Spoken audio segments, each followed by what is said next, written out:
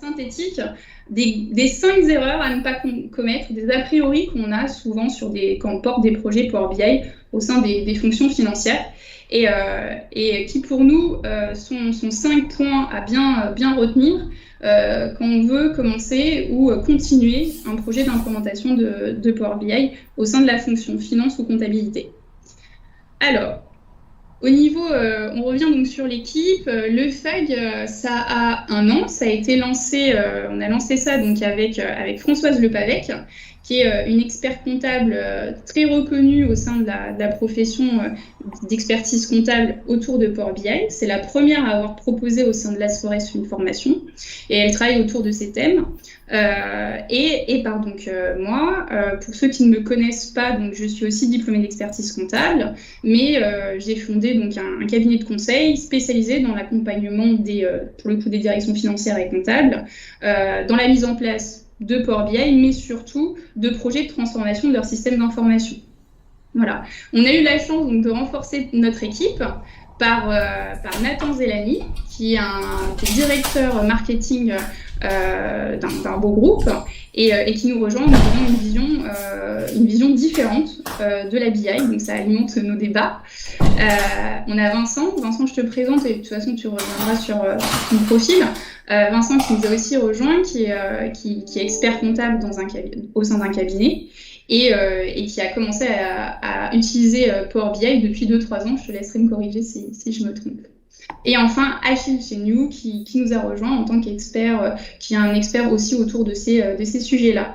Donc l'équipe s'est étoffée et on a pu, donc, au cours de cette année, forcément, donc avec l'année Covid, je pense que ça a été complexe. Nos activités ont été débordantes. Donc, on a eu clairement des difficultés à mettre en place certains événements, mais on a essayé d'alimenter du contenu par des articles à la fois techniques et à la fois débutants sur ces problématiques. Le but du FAG est vraiment d'apporter une vision métier, des tips pragmatiques et une méthodologie autour de l'outil dans nos problématiques au quotidien. Il y a d'autres plateformes, d'autres communautés comme le Club Power BI qui apportent une vision beaucoup plus technique de l'outil. Vraiment, l'enjeu pour nous, c'est de répondre à nos problématiques métiers, d'essayer d'apporter une vision et du débat et des cas pratiques qui nous intéressent, comprendre ces cas pratiques, quelles sont les difficultés et comment on peut les résoudre, parce que c'est une technologie qui reste récente, qu'on commence à l'implémenter et que on gagne au fur et à mesure en expérience et en vision sur cette réalité au quotidien. Voilà. On vous invite, vous avez été certains à le faire au sein du... Donc, on a deux façons de nous suivre sur la page LinkedIn. Donc là, merci, on a 346 abonnés aujourd'hui qui nous suivent, malgré le contexte du Covid et puis des difficultés qu'on a eues dans ce lancement. Comme je vous le disais, le FAG est un SIG, donc c'est ce qu'on appelle un spécial interest group attaché à la communauté Dynamics. Donc on est aussi sur la plateforme Power BI de Dynamics et c'est pour ça qu'on vous demande de vous inscrire sur les deux parce qu'on n'a pas la même façon de communiquer sur les deux. Le but, c'est vraiment que sur cette plateforme Dynamics, on puisse alimenter une communauté d'utilisateurs. Vous pourrez répondre, poser vos questions et obtenir des réponses de professionnels qui ont un regard sur votre métier. Voilà. D'ailleurs, merci à vous. On a eu près de 70 inscrits.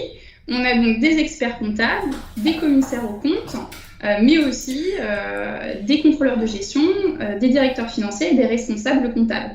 Donc, merci à vous pour votre intérêt. Voilà. Je sais pas, Françoise, un mot. Et mon micro. Ton micro, oui. Oui, non, juste très bien. Bonjour à tous.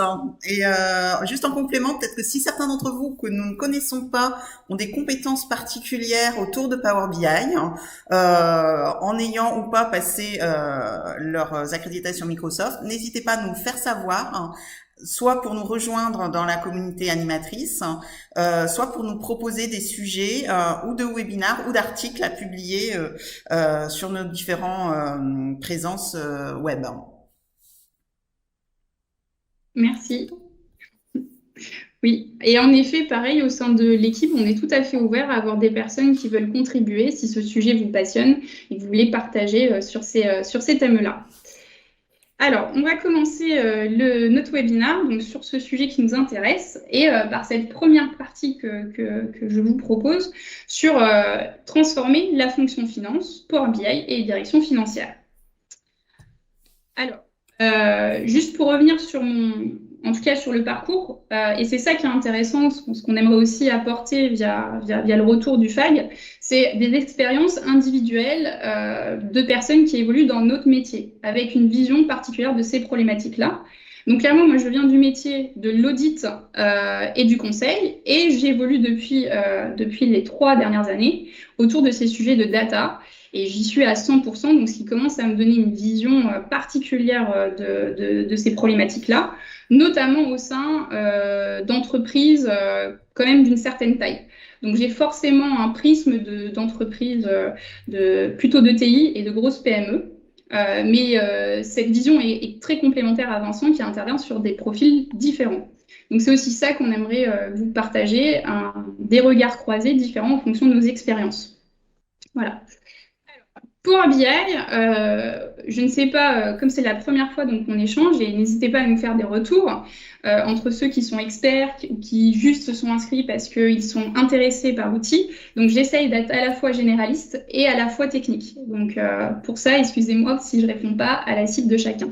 Mais donc Power BI répond en tout cas pour nous à des besoins spécifiques. On va pouvoir gagner en productivité dans la manière dont on exploite la donnée. Traditionnellement, on l'exploite dans Excel. On va pouvoir l'utiliser via Power BI. On verra comment, on rappellera du moins comment. Et du coup, gagner en productivité. On va pouvoir créer une communication transverse qui est enrichie. Ça veut dire quoi? De manière très simple, très basique. Là où je donnais un compte de résultats sur un niveau, je vais pouvoir communiquer un dashboard où je vais pouvoir passer d'un compte de résultats à des détails et expliquer ces détails par l'exhaustivité des datas que je peux avoir importées dans Power BI. Donc forcément, donc ça c'est une vision, déjà je suis sur une dimension, c'est la comptabilité, mais je vais pouvoir enrichir ma communication en croisant cette information comptable avec de la donnée de gestion. Et donc forcément commencer à parler à des opérationnels. Donc je crée, c'est pour ça qu'on parle de BI, je crée un système informationnel et dimensionnel sur mesure, adapté à mon organisation et à mes objectifs stratégiques, avec des indicateurs pertinents pour prendre des décisions. Enfin, donc on va avoir des besoins aussi spécifiques. Ça, c'est, je pense que dans notre métier, c'est particulièrement une source de frustration, c'est récupérer nos données. Traditionnellement, alors je parle plus pour la partie comptable, mais aussi opérationnelle, on a des difficultés à récupérer nos données de manière exhaustive. On se bat avec des extractions Excel, à essayer qu'elles soient exhaustives, à avoir les champs donc les dimensions qu'on aimerait vraiment, et donc c'est compliqué. D'autant plus, et ça on le verra, avec des systèmes aujourd'hui qui sont de plus en plus dans le cloud, donc pas on-premise sur des serveurs qui nous appartiennent, donc des bases de données qui nous appartiennent, qu'on pourrait aller appeler comme on le souhaite, et donc ça devient encore plus compliqué d'aller récupérer la donnée comme on le souhaite. Pourtant, on n'arrête pas de parler de partout de data, que la data c'est l'or des organisations, que c'est facile et que c'est simple. Mais il s'avère que l'un des premiers enjeux, ça va être de récupérer cette donnée. Power BI va répondre de manière efficace à ce premier besoin, on le verra d'une certaine manière, grâce à plusieurs avantages. Enfin, pour mettre tout ça en ordre, on l'a vu, qu'on soit en finance, en comptabilité ou en controlling, on a tous des parcours, en tout cas en France, qui sont assez équivalents. Entre l'université, les grandes écoles de commerce ou les petites, peu importe, les parcours tous ces parcours-là tendent vraiment à faire de nous des professionnels de la comptabilité, de la finance, du management en entreprise, mais pas de la data. Enfin, en tout cas, moi, je me souviens, j'ai pas eu un parcours data ou IT extrêmement poussé. Et pour autant, aujourd'hui, on n'arrête pas de nous parler de transformer, de digitaliser notre fonction. Donc, on doit travailler avec des profils IT qui ne sont pas forcément sensibilisés à nos métiers, et nous, on n'est pas totalement sensibilisés à la data. Donc, il y a forcément une problématique de montée en compétences ou du moins de compréhension de nouvelles notions à aborder pour pouvoir gérer ce genre de projet et en être leader, introduire, impacter le projet pour qu'il réponde réellement à nos besoins fonctionnels en tant qu'utilisateurs finaux. Donc, Power BI pour ça, c'est vrai que c'est un outil qui a beaucoup d'avantages. J'en retiendrai 4. Le premier, des connecteurs il y en a énormément.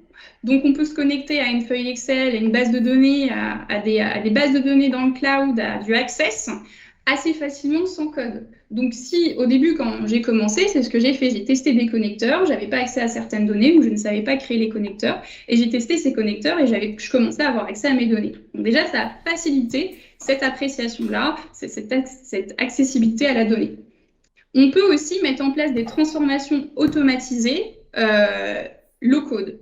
Donc, typiquement, sans code, je vais pouvoir automatiser mes traitements. Là où je faisais des copier-coller dans Excel, parce que je récupérais une extraction qui faisait je ne sais pas combien de lignes, et que je voulais en faire un tableau qui m'agrégeait certaines dimensions, je vais pouvoir automatiser ces traitements. Et en fait, l'objectif final, c'est que ma source change, mais à la fin, mon tableau synthétique, il est mis à jour automatiquement et je peux quand même drill down d'une dimension à l'autre. Voilà. Enfin, deux autres notions importantes. Le croisement analytique multisource, parce que je vais pouvoir, en effet, on parle de comptabilité, mais je vais pouvoir récupérer de la donnée opérationnelle et aussi de la donnée de benchmark sur Internet, par exemple, et croiser de manière intelligente ces données-là pour enrichir mes analyses. Enfin, je vais pouvoir faire face à mes problèmes de volumétrie. J'accompagne aujourd'hui des directions de controlling qui ne font que de la compensation parce qu'ils font tout sur Excel sans passer par la gestion de données d'Excel. Donc, en fait, tout en statique. Donc, très rapidement dans Excel, dès qu'on a des volumes de données très importants, on va multiplier les fichiers. On va avoir un fichier par mois, un fichier à la semaine. Et puis, à la fin, on agrège et donc on perd de l'information. Et quand on veut comprendre les impacts, ça devient très compliqué. Donc, Power BI, c'est un outil qui est proche de la culture de nos métiers. Proximité à Excel, l'ergonomie est proche de nos usages au sein de Microsoft. Donc, c'est sûr que ça aide la prise en main d'outils. Et finalement, en tant que métier, au début, quand on va commencer, on apprécie rapidement la valeur que nous apporte cet outil. Elle est préhensible. Donc, c'est finalement assez facile d'adopter au début cet outil-là. Voilà. Je vais essayer, parce que le temps, finalement, ça passe vite. Vous nous excuserez aussi, on essaye de bien timer le webinaire. C'est la première fois qu'on le fait, donc on se réadaptera en fonction de ce premier webinaire. Donc là, je vous ai présenté une architecture exemple avec l'ensemble de vos SI, des données qu'on va pouvoir récupérer via des fichiers plats, via des fichiers Excel, des bases de données SQL. Et on va pouvoir se connecter, transformer via plusieurs technos, donc là on vous les a présentés, qui existaient dans Excel. D'ailleurs, jusqu'à modéliser, de Power Query à Power Pivot, ça existait dans Excel. Mais c'était totalement méconnu. On n'était pas du tout formé à cela. Et enfin, mesurer et visualiser dans la partie 100% disponible dans Power BI. L'idée, et ça va être génial, enfin moi je l'ai vu quand j'étais sur vraiment l'aspect métier, sur une direction financière, on est tout le temps en train de faire des dashboards, des restitutions, des forecasts, des slides pour tous nos organes, que ce soit pour les collaborateurs, que ce soit pour la direction, pour les comités s'il y a des comités, et on fait des rapports. Et en fait, on perd un temps fou déjà à constituer ces états-là. Donc déjà, on va pouvoir les automatiser.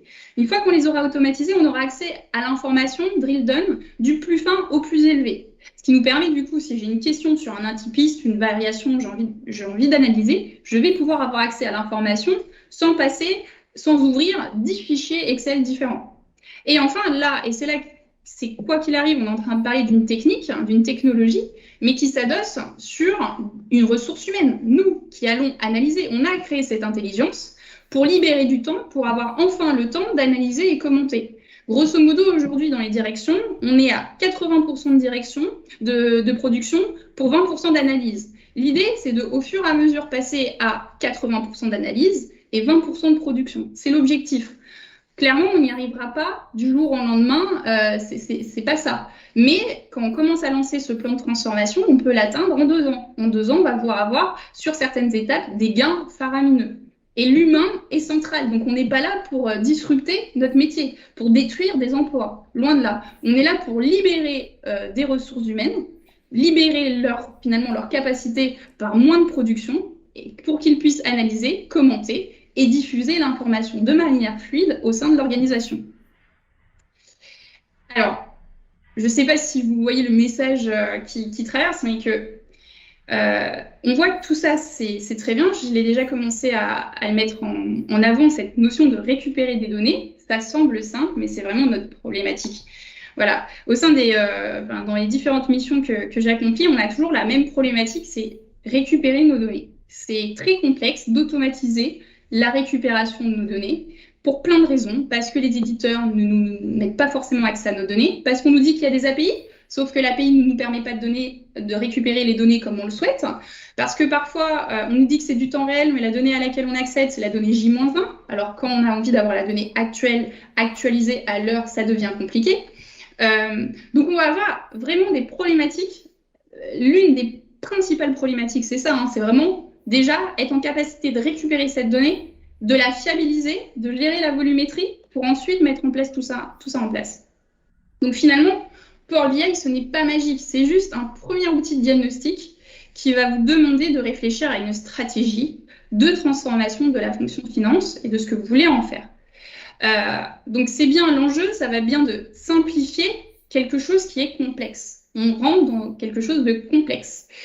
Et ça demande de la méthode. Si moi, en fait, je devrais vous faire un retour, c'est vraiment ça, c'est simplifier de la complexité et donc mettre en place des méthodes adaptées. Voilà. Pour répondre à 4 enjeux stratégiques, gestion des volumétries, intégrité des données, gestion des référentiels et croisement analytique multisource. Voilà. De toute façon, vous aurez accès à... Le webinaire sera accessible après sur notre chaîne YouTube, donc vous pourrez retrouver la présentation. Mais voilà, en méthode simplifiée, pour moi, il faut vraiment définir vos ambitions. Quelles vont être mes ambitions? Quels sont mes moyens humains et financiers? Voilà, une méthode agile et pas à pas est particulièrement adaptée. Planifiez vos projets. Est-ce que je vais commencer par juste récupérer ma donnée comptable et faire un POC sur un projet comptable, ou est-ce que j'ai envie de tout de suite envisager un projet BI? L'avantage de Power BI, c'est qu'on va pouvoir avoir des livraisons rapides. Tous les 3 semaines, on va pouvoir vous alimenter de dashboards. On n'est plus sur des projets qui coûtent énormément et où on va attendre 1 an avant d'avoir des livrables. Voilà. Une fois qu'on a planifié ces projets, on va pouvoir passer sur 3 phases, le développement, la recette et la mise en production. Ça veut dire quoi? La diffusion globale au sein de l'organisation en fonction des logiques d'accès à ces dashboards.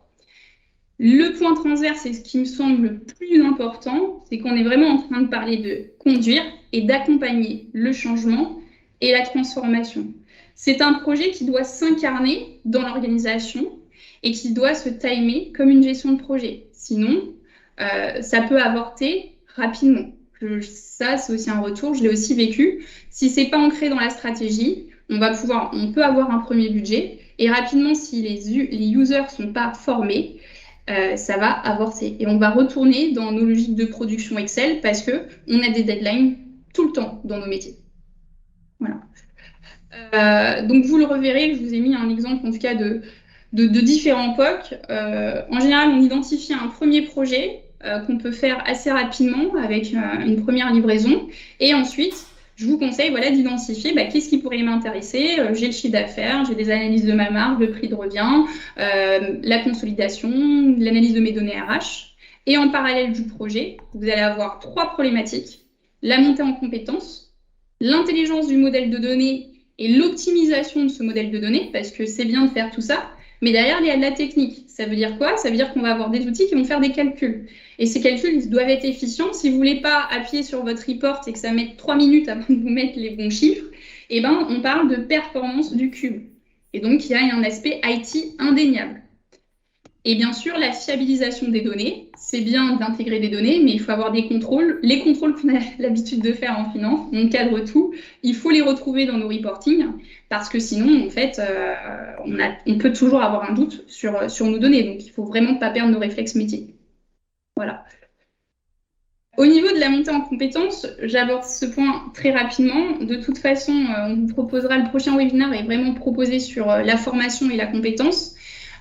En tout cas, il y a une problématique autour de cet enjeu-là. Il va falloir réfléchir à un plan de formation parfois des formations très, très simples au départ qui permettent de prendre en main. Et après, quelle va être votre stratégie à long terme? Voilà. Donc, on le réévoquera. De toute façon, je vois qu'on passe en temps. Et enfin, voilà, pour synthétiser, je dirais que quelle est la création de valeur d'un projet de transformation de la fonction porté avec Power BI? Vous allez avoir une communication transverse au sein de l'organisation. Donc finalement, c'est plus fluide, on peut mieux se parler, on peut orienter la stratégie de manière plus fluide. On va pouvoir gérer les accès, donc ça reste, c'est sécurisé. On sait à qui on donne accès à la donnée, à nos dashboards. On pilote la transformation parce qu'avec nos outils de pilotage, au fur et à mesure qu'on met en place, c'est aussi des outils de diagnostic. On va désiloter l'organisation.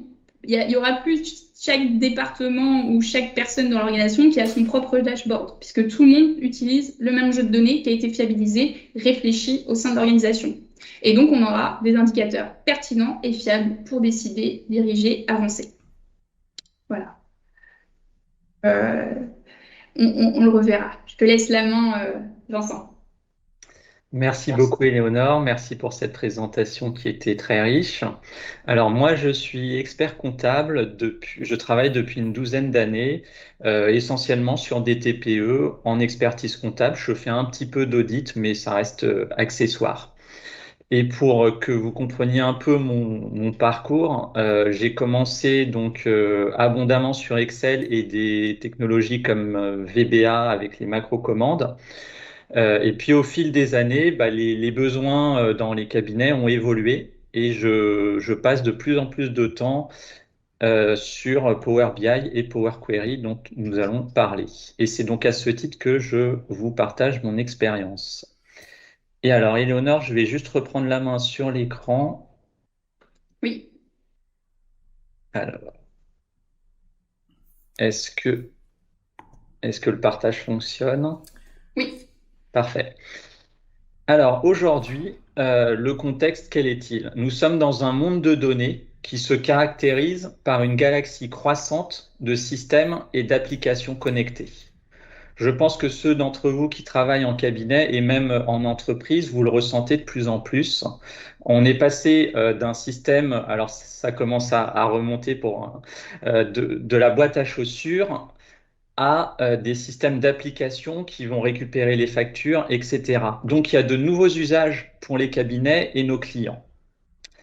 Qu'est-ce que cela implique concrètement? C'est que sur le plan métier, et ça, c'est pas nouveau, mais le système d'information comptable, il est au centre de plusieurs systèmes. La gestion commerciale, la paye, le stock, etc. Et d'autres outils métiers qui viennent se greffer dans tout ce schéma. Donc ça signifie qu'avec toutes ces nouvelles applications, on a des étapes intermédiaires, on a des rapports intermédiaires, on a des exports intermédiaires avant d'intégrer toutes ces informations dans la comptabilité. Sur le plan fonctionnel, la comptabilité, c'est l'étape intermédiaire entre la collecte des pièces comptables et la restitution. Donc l'amont et l'aval de la comptabilité. Alors, de ce fait, aujourd'hui, une société est confrontée à de très nombreux outils sans réelle hégémonie. On a donc plein de sources de données variées. Il faut jongler avec ces sources de données. Et personnellement, moi qui travaille beaucoup sur des TPE, je le ressens beaucoup et je ne peux pas dire que ce soit quelque chose qui soit limité à des structures de PME ou de grandes entreprises. Mes clients utilisent des outils de gestion de notes de frais, des boutiques en ligne, des systèmes de collecte de factures, ce qui fait que on est obligé de jongler et on arrive très facilement à des plats de spaghettis sur un même dossier. Alors les spaghettis, c'est très bon, mais pour la comptabilité, il faut de la rigueur et donc il faut retravailler les données de manière à arriver à quelque chose de cohérent. La problématique, c'est qu'on est souvent confronté à des clients qui utilisent soit des outils du marché ou bien qu'ils ont éventuellement développés en interne, mais qui ne sont pas nécessairement en mesure de générer des exports d'écriture comptable qui nous permettraient d'importer bêtement et méchamment les écritures notamment si vous avez des axes analytiques un petit peu avancés. Donc, ça induit des ressaisies fréquentes. Alors, face à ce contexte, quel peut être l'apport de l'expert comptable? Nous allons le voir sur ce schéma. Donc, l'amont de la mission, finalement, de plus en plus, il revient à agréger des sources de données. C'est la notion de plateforme avec les outils de facturation, de suivi de notes de frais, etc. Et encore très fréquemment, et c'est ce que disait Éléonore préalablement, on utilise des fichiers Excel qu'on retravaille pour en faire de la donnée. Donc c'est très chronophage, il y a des ressaisies, il y a des erreurs, il y a des copier-coller. On a tous été, je pense que vous serez d'accord qu'on a tous été confrontés à cette situation d'une manière ou d'une autre.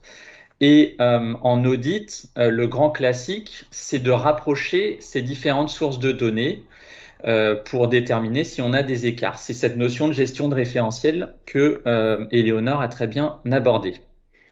Donc, à certains égards, les limitations d'Excel sur les volumétries de données, sur la gestion des sources, nous amènent à utiliser Power Query, qui, on va dire, répond à la phase d'amont de la mission pour collecter ces données.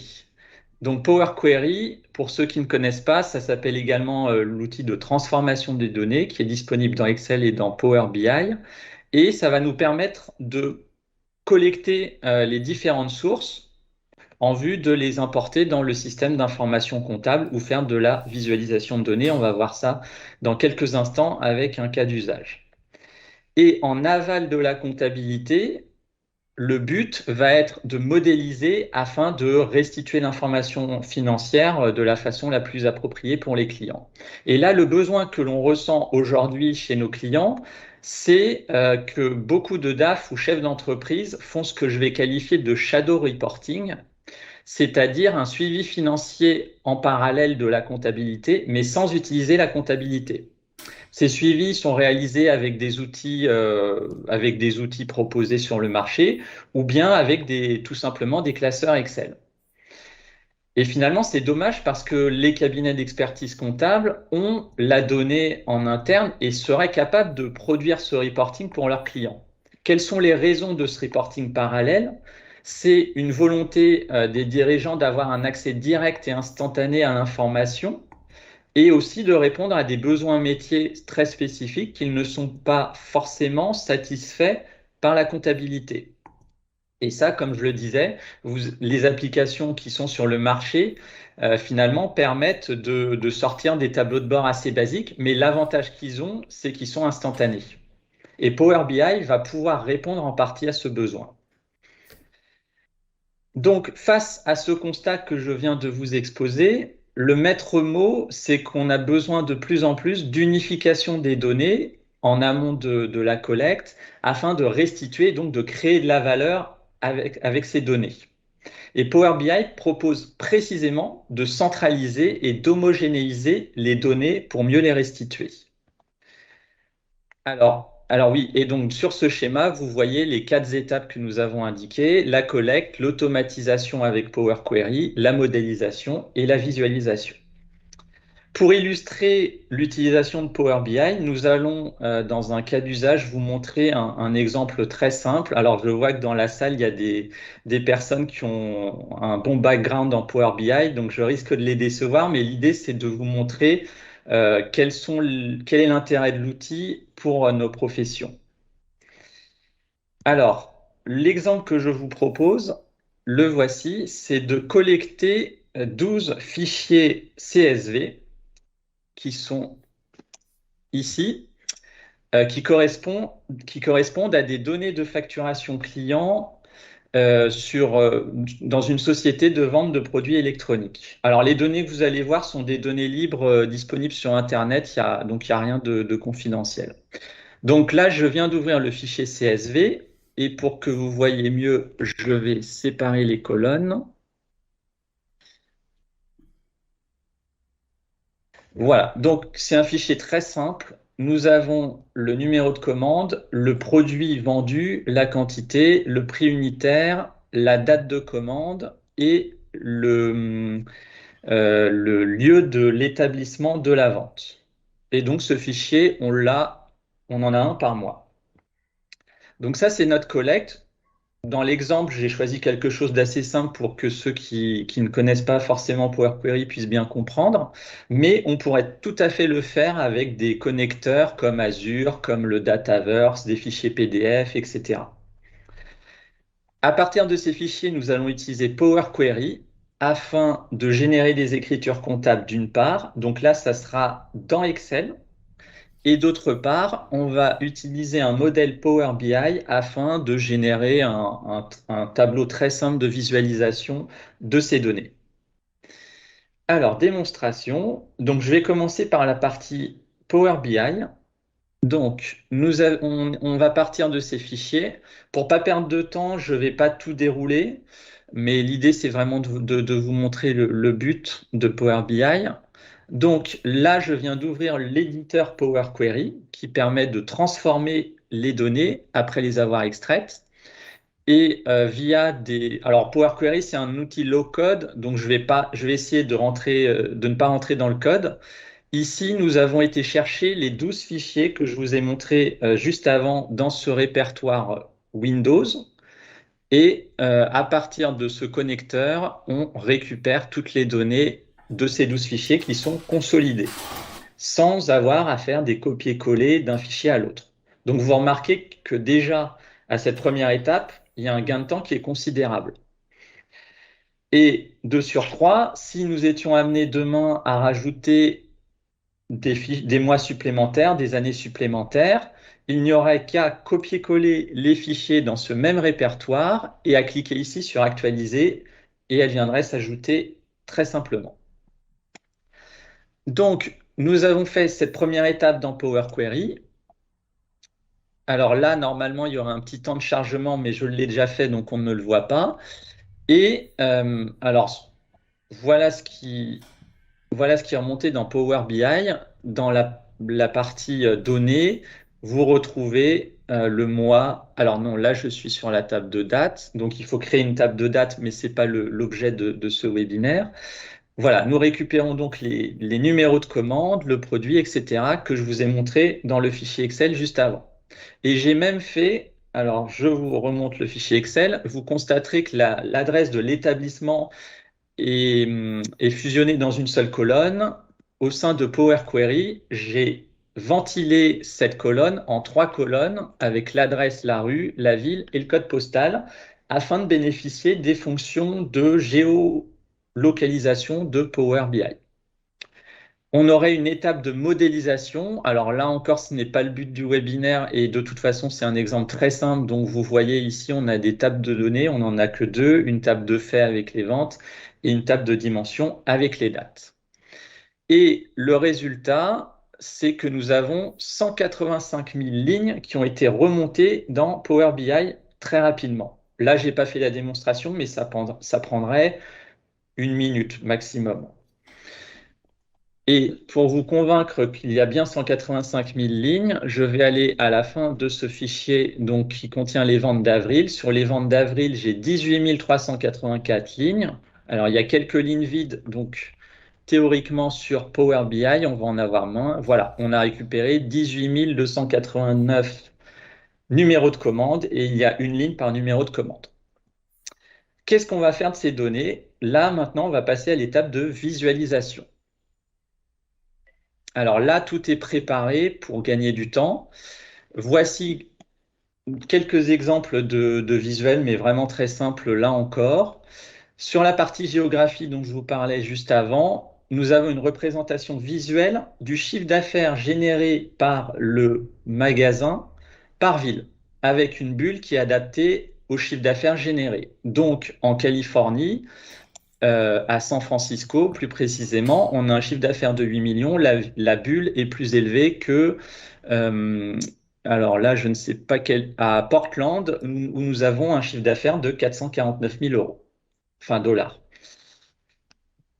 Ça, c'est la partie géographique, mais vous constaterez également qu'on a des graphiques en barres qui sont beaucoup plus classiques, que vous avez l'habitude de voir, mais qui sont générés une fois le travail initial de conception de ce rapport. Ces graphiques sont générés automatiquement sans avoir à dire j'ai rajouté un mois ou j'ai rechargé mes données.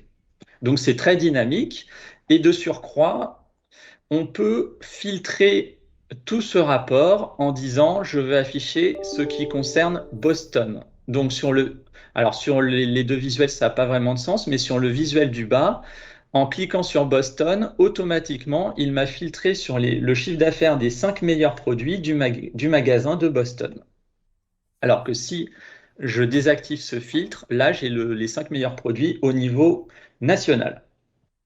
Et puis, via des mesures, on est capable de rajouter quelques indicateurs clés. Par exemple, ici, le premier magasin contributif en termes de chiffre d'affaires, qui est celui de San Francisco. Donc, alors si vous avez des questions, n'hésitez pas à les poser dans le chat ou à les garder pour tout à l'heure si vous souhaitez qu'on aille plus loin dans la démonstration. Mais là, on va essayer de respecter le temps imparti. Mais le but de cette démonstration, c'était de vous montrer qu'on est capable très rapidement et là, c'est vraiment un cas très simple que je pense, que ce soit en cabinet ou en entreprise, vous avez forcément rencontré et que vous rencontrez souvent. On remonte de l'information mensuellement ou même à la journée, comme on veut, très simplement, et on est capable de générer des visualisations de données qui sont très puissantes. Et je vais terminer cet exemple avec la partie Excel, puisque comme je vous le disais juste avant, je souhaiterais également avoir mes écritures comptables à partir de ces fichiers CSV de manière à les importer dans mon logiciel de comptabilité. Sur le premier onglet, j'ai défini un mapping du chiffre d'affaires par magasin, ce qui fait que le chiffre d'affaires à Boston ira dans le compte 707001, le chiffre d'affaires à Dallas ira dans le 707006.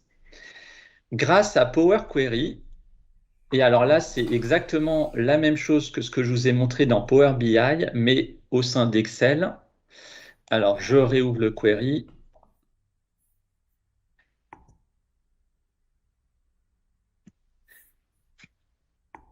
Alors, nous avons récupéré les données sources dans ces fichiers CSV de la même façon que dans Power BI.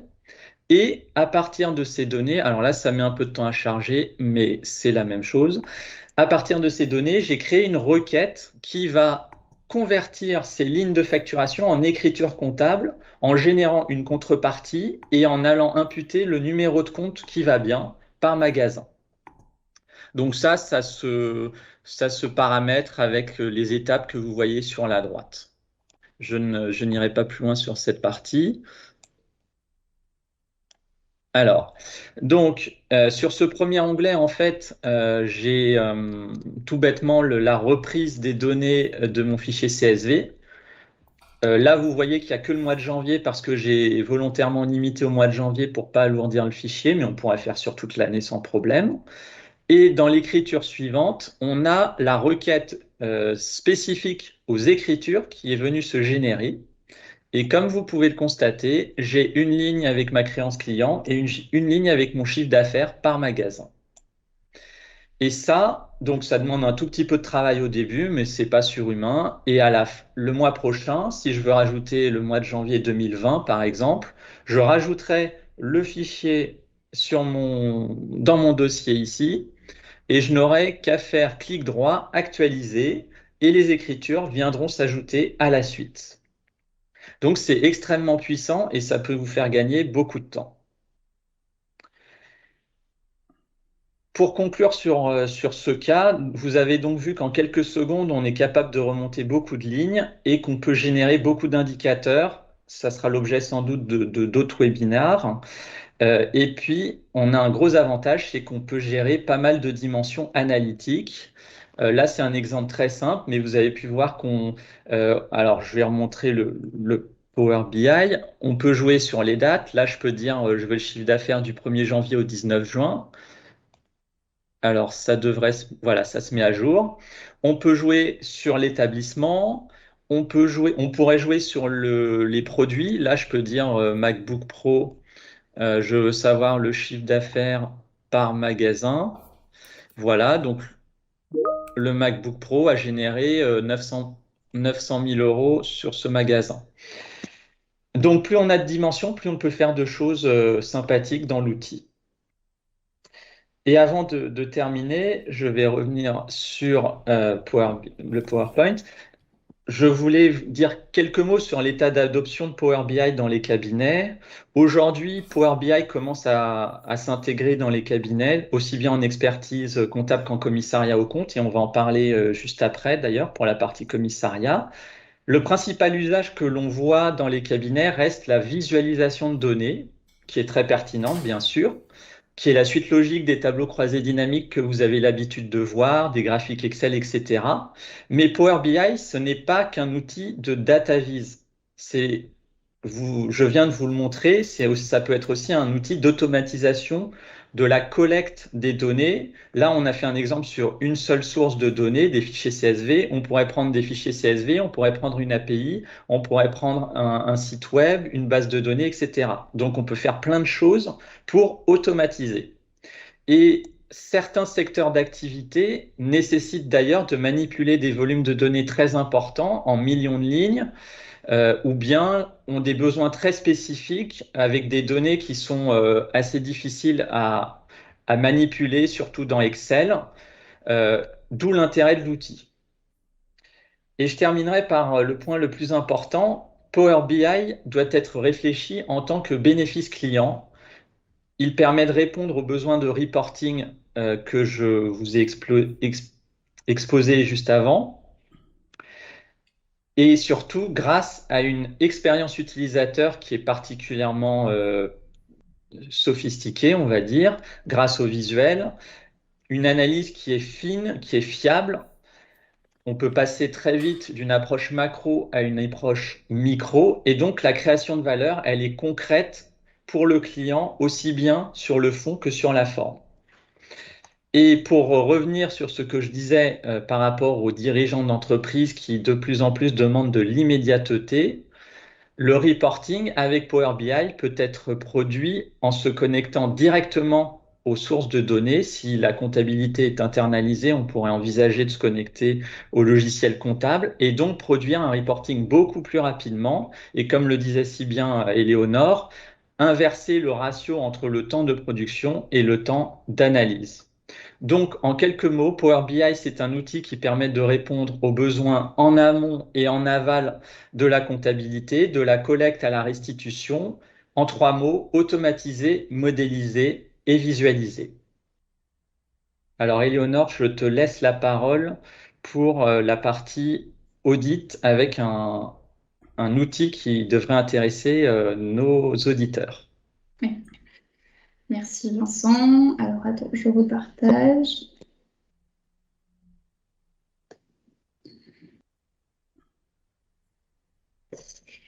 Oui, alors on va essayer de faire rapide. Je vois qu'il y a déjà des questions. Donc on va bien répondre à l'ensemble des questions. Je vais aller un peu plus rapidement sur la fin en tout cas pour pouvoir avoir le temps d'y répondre correctement.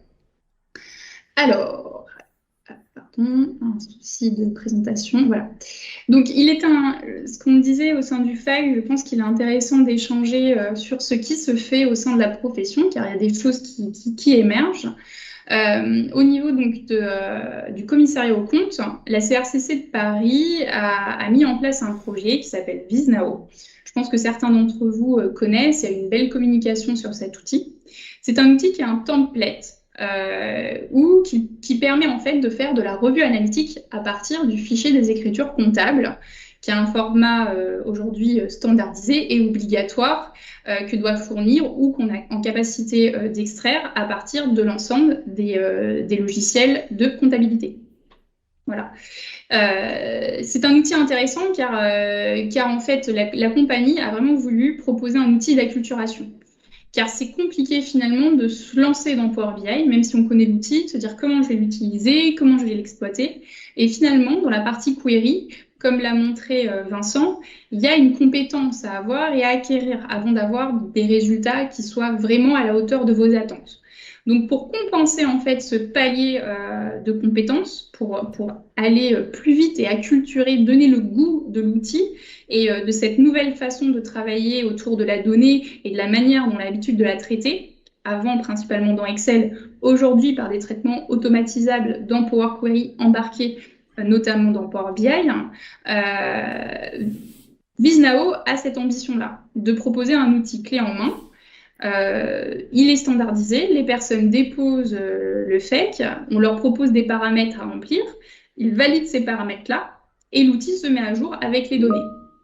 Voilà. C'est en plus une version gratuite, car c'est un template qui peut s'ouvrir sur la version desktop, qui est une version gratuite. On reviendra aussi dans d'autres webinaires et dans d'autres communications sur le coût de Power BI. Ce n'était pas l'objet de ce présent webinaire. Voilà.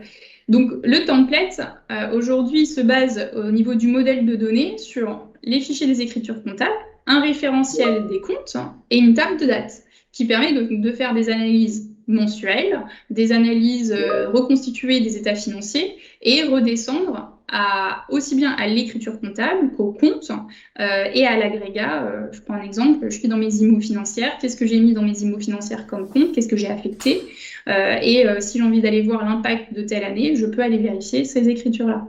Voilà. Et comme je vous disais, un ensemble de paramètres qu'on met à jour. Donc voici, ils ont en plus proposé vraiment tout un accompagnement pour les commissaires aux comptes. L'outil est gratuit, il y avait vraiment une action autour de la formation. Aujourd'hui, elle est payante, mais c'est une somme modique pour qu'ils puissent couvrir leurs coûts. Mais cette formation-là leur permet, elle n'est pas obligatoire. On peut avoir l'outil sans que ce soit obligatoire. Bon, par rapport aux directions financières, c'est aussi un business model. C'est un exemple de ce qui peut être fait et qui pourrait être applicable dans un autre métier. Mais c'est une initiative qui est très intéressante pour commencer à acculturer. Voilà. Donc, ils ont proposé une formation, un package de téléchargement et sur leur site web, donc une foire aux questions. Et comme c'est en lien avec la CRCC, qui sont aussi nos partenaires, ils animent avec nous la volonté de créer une communauté d'utilisateurs métiers. Car, comme on l'a vu aujourd'hui autour de Power BI, on a des hyper spécialistes techniques, mais il nous semble important d'avoir une communauté qui est vraiment en lien avec nos métiers. Voilà. Donc, sans plus attendre, et pour résumer, les fameuses 5 erreurs à ne pas commettre avant de passer aux questions-réponses. Donc, la première erreur, et on commence tous par là, on se dit, Power BI, c'est super, allez, on improvise. Donc, on lance Power BI, on commence à faire des tests. On n'a pas de projet spécifique, on se dit que nos équipes vont adorer, ou on se fait accompagner sur ce qu'on appelle un premier POC, un premier projet, et on se dit que ça y est, nos équipes, elles vont adorer, elles vont être autodidactes. Eh bien, c'est grandement voué à l'échec. C'est un exemple, c'est difficile d'avoir des profils qui vont vraiment valider cette position-là. Donc, mise en garde sur cette erreur 1 qui va être d'improviser, car en plus, moi je l'ai vu, quand on improvise, on va privilégier la version gratuite, la version desktop. On va avoir des personnes qui vont tester, mais ils vont faire plein de tests. Donc, on va avoir plein de fichiers Power BI comme vous pouviez avoir avant vos Excel. Donc, vous n'allez pas capitaliser. Donc, on revient dans nos mauvaises habitudes. La deuxième erreur, c'est Power BI, c'est magique. Oh, Power BI, c'est génial, je vais avoir du résultat rapidement. En plus de ça, c'est automatisable et donc c'est simple, ça ne coûte pas grand-chose et je vais pouvoir avancer rapidement. On l'a vu, Power BI au sein d'une fonction finance et comptabilité a pour vocation, finalement, le projet de fond, c'est pas Power BI. Power BI n'est pas la solution. C'est finalement la problématique de la transformation de la fonction finance. Parce qu'aujourd'hui, la fonction finance fait face à de multiples enjeux qui sont aussi bien la diversité de son système d'information, des nouveaux outils, de nouvelles contraintes réglementaires. Enfin, on parlera de la facture électronique, mais il n'y a pas que ça. Des OCR, où on commence à se dire, j'ai des engagements de dépenses, il y a plein de nouveaux outils qui apparaissent. Et en fait, on va vouloir récupérer cette donnée.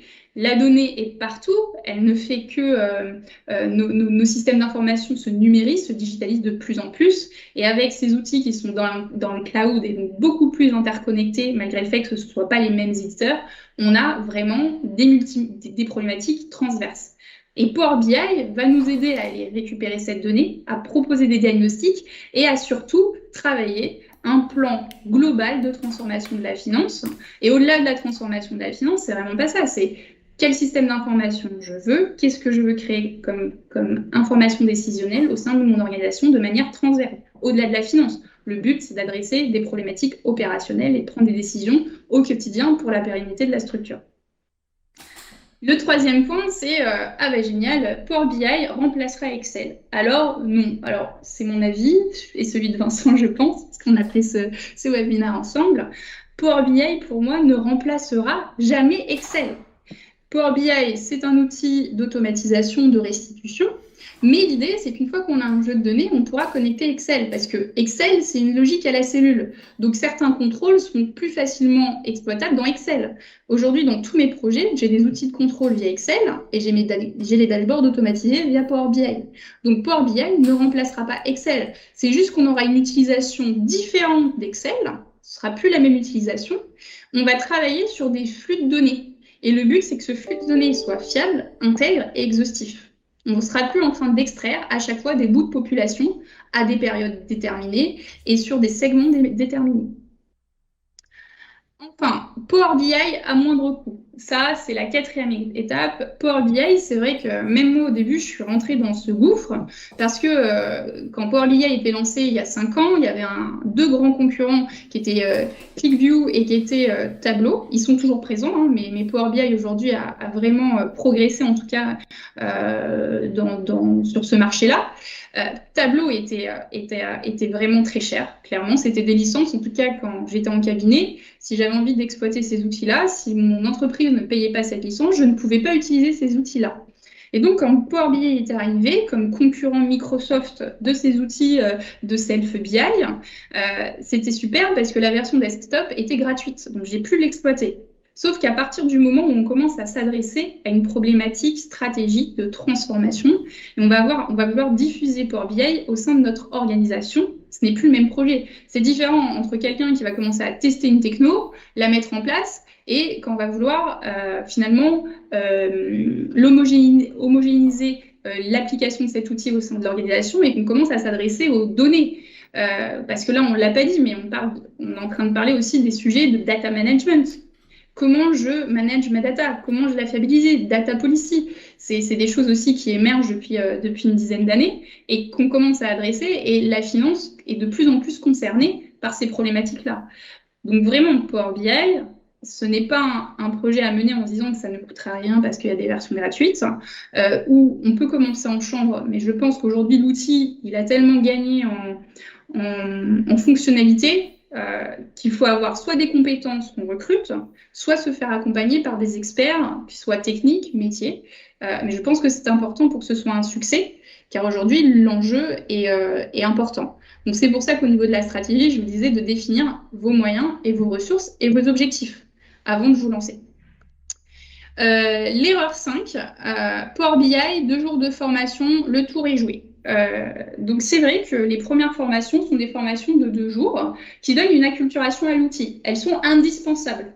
Mais ce ne sera, si demain vous voulez, au sein de vos équipes, parce que si ce qui se passe, si on s'adresse à un directeur financier, c'est pas lui qui va monter totalement en compétence sur l'outil, c'est pas lui qui va travailler sur le flow data, il n'a pas le temps au sein de son organisation, de son quotidien de le faire. Ces équipes métiers, on aura beau les former 2 jours au début, s'il n'y a pas un accompagnement global de leur montée en compétences et au fur et à mesure des prises en main de dashboards qui ont été paramétrés pour eux, comme là on l'a vu comme un projet Biznao par exemple, ça va être très compliqué pour lui de faire en sorte que l'outil, les dashboards soient adoptés. Et en plus, c'est bien de se dire, il y a le premier objectif qui serait d'adopter ces dashboards-là et cette technologie-là, mais c'est surtout d'avoir des personnes qui sont capables de l'alimenter, parce qu'ils vont analyser, parce qu'ils vont aller plus loin, parce que le but, c'est de travailler sur la donnée, sur la fiabilité et de remonter à des problématiques amont au process en lui-même. Est-ce que mon process, au final, j'ai la bonne donnée? Ah ben non, parce qu'à la saisie, il me manque tel champ. Ah ben, je vais intégrer tel champ. Et là, on commence à vraiment travailler sur le système d'information, sur les process, sur le contrôle interne. Voilà. Donc, voici en tout cas le retour sur ces 5 erreurs. On espère que ça vous a plu et je vous propose tout de suite, en fait, de passer donc aux questions et aux réponses. Comme ça, on ne soit pas trop juste dans le timing. Alors, il y a déjà eu quelques questions dans le chat. On peut peut-être les traiter dans un premier temps. Nicolas nous demandait, les entreprises avec qui vous travaillez connaissent-elles Power BI? Quelle est leur réaction quand vous leur présentez l'outil alternative logicielle Tableau? Alors, attends, désolée, j'ai Alors, pas... en attendant, je réponds. Ouais, Moi, dans les clients, alors ça va être plus des clients, pas des toutes petites TPE, mais plus des PE.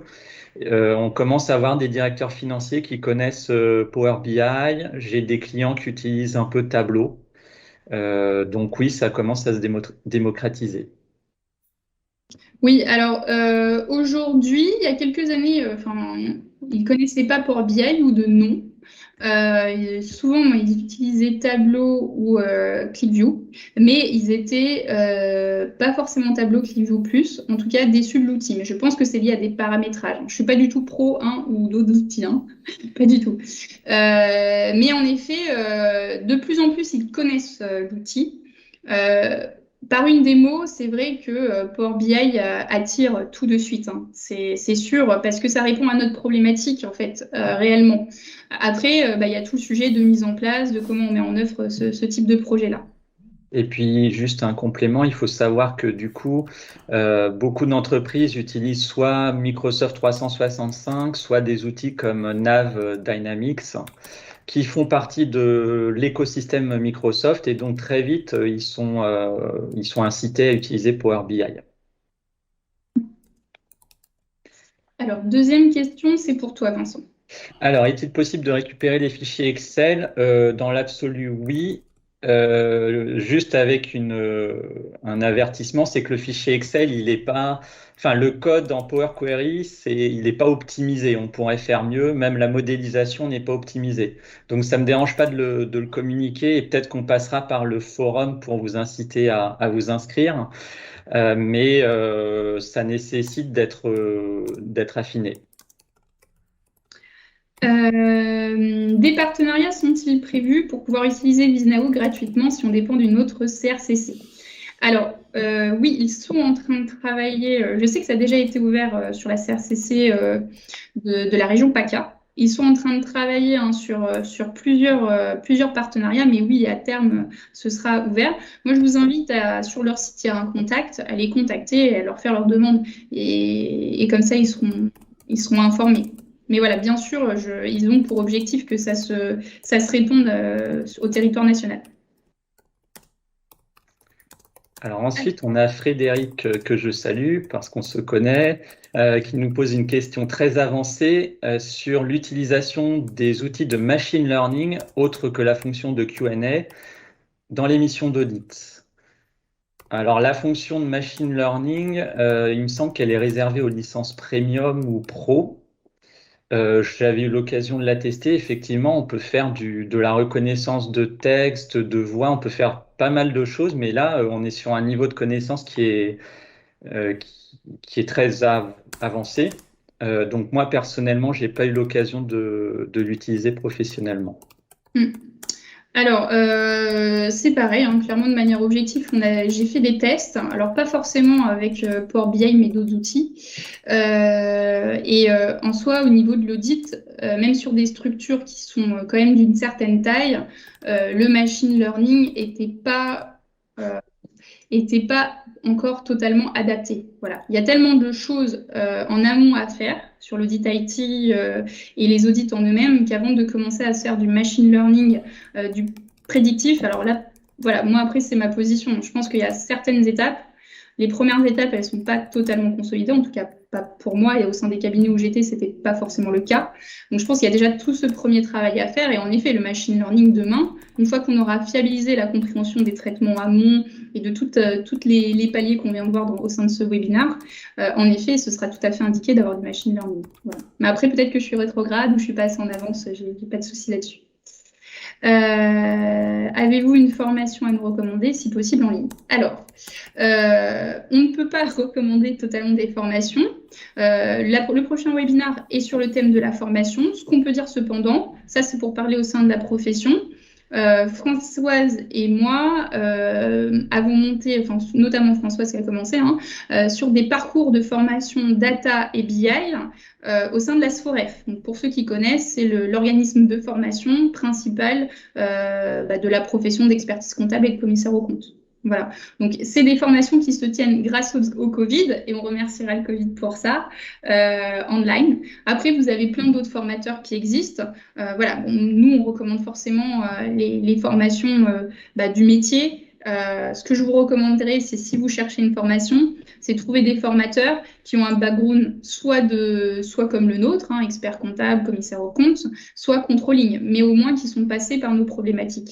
Pour moi, c'est extrêmement important parce qu'au-delà de vous former à un outil, si on ne vous donne pas un retour d'expérience métier sur des cas pratiques, ce sera compliqué. Alors, une petite précision, là je vois que Achille, qui fait partie du FAG, précise dans le chat que vous avez un parcours Microsoft Learning qui est en ligne et qui prépare à une certification DA-100 de Microsoft. Il faut savoir que ça reste avant tout assez théorique et que c'est beaucoup moins pratique que ce que Éléonore et Françoise peuvent proposer par ailleurs. Oui, alors désolé, hein, je réponds aux questions, je ne vois pas que comme je descends au fur et à mesure, je n'avais pas vu qu'il y avait des réponses de Françoise, donc désolée, j'ai apporté les mêmes réponses.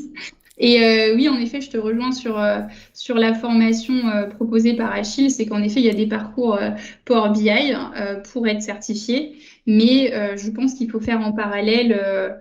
Ma recommandation, ce serait quand même de faire des formations avec une vision métier. Ça dépend de vos objectifs, hein, c'est comme tout.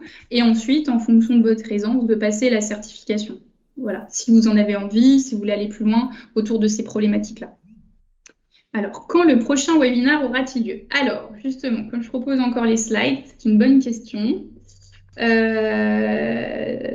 Donc, comment se former? Donc, ce que je disais, sur Power BI et la data. On aura donc 2 prochains thèmes. Donc, le prochain thème, c'est la formation. Et ensuite, qui sera en septembre. On a une date indicative qui serait le 14. Elle reste à confirmer.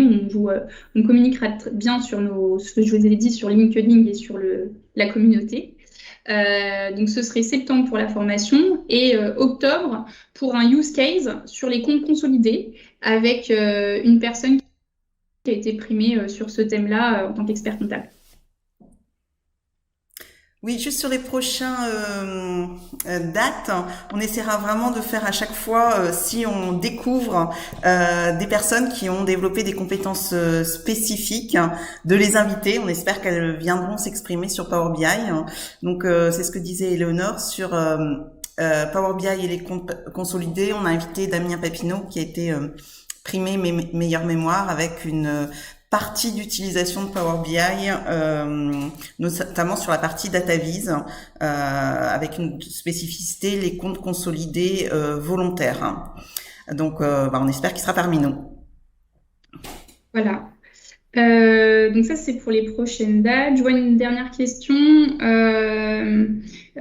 Oui, alors, en tant que membre de la profession et volontaire, voilà. Alors, pour les membres de la profession, c'est que vous soyez expert comptable ou métier, contrôleur, DAF, c'est pas fermé. Il ne faut pas forcément être... voilà, ça, je voulais vous rassurer. Et dans tous les cas, bien sûr, on cherche des personnes pour nous rejoindre, pour participer. Il n'y a pas de sujet, donc n'hésitez pas à nous contacter par LinkedIn. Souvent, c'est là que vous nous trouverez. On est assez réactifs, que ce soit Vincent, Nathan, Françoise ou moi. Pas de problème.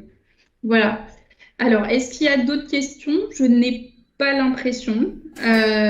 En tout cas, donc, le replay sera disponible sur notre chaîne YouTube. Donc, n'hésitez pas. N'hésitez pas à nous faire des retours. Et voilà. Donc, je pense que c'est bon. Enfin, en tout cas, merci à tous d'être restés aussi longtemps, en tout cas jusqu'à la fin. Et on vous souhaite donc de très bonnes vacances, bien méritées. Vincent, tu sais que notre saison, elle a été très compliquée, donc on attend impatiemment août pour se reposer avant la reprise. Allez, à bientôt. Merci à tous. Bonne journée. Au revoir.